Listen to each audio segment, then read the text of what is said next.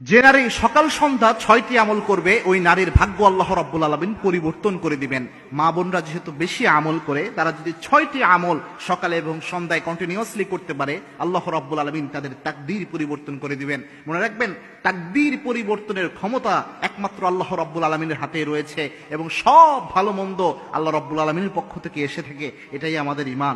এই 6টি আমলের মধ্যে প্রথম যে আমলটি, এই আমলটির ব্যাপারে তিরমিজি শরীফে হাদিস এসেছে। তিরমিজি শরীফের 3389 নম্বর হাদিস, আল্লাহর হাবিব সাল্লাল্লাহু আলাইহি ওয়াসাল্লাম জানিয়েছেন, কোন ব্যক্তি যদি সকাল সন্ধ্যায় 3 বার পড়তে পারে, রাদিতু বিল্লাহি রাব্বাও ওয়া বিল ইসলামি দীনাও ওয়া বিমুহাম্মাদিন সাল্লাল্লাহু আলাইহি ওয়াসাল্লাম নাবিয়্যা ওয়া রাসূলা, এটা যদি কোনো ব্যক্তি সকাল সন্ধ্যা পড়তে পারে, আল্লাহর হাবিব সাল্লাল্লাহু আলাইহি ওয়াসাল্লাম জানিয়েছেন ওই ব্যক্তির জন্য জান্নাত ওয়াজিব হয়ে যায়। মুসলিম শরীফের 1884 নম্বর হাদিসে তার জান্নাত ওয়াজিব হওয়ার ব্যাপারে আল্লাহর হাবিব সাল্লাল্লাহু আলাইহি ওয়াসাল্লাম সুসংবাদ দিয়েছেন। এবং কি এই আমলটির অসম্ভব ফজিলত রয়েছে। 2 নাম্বার যে আমল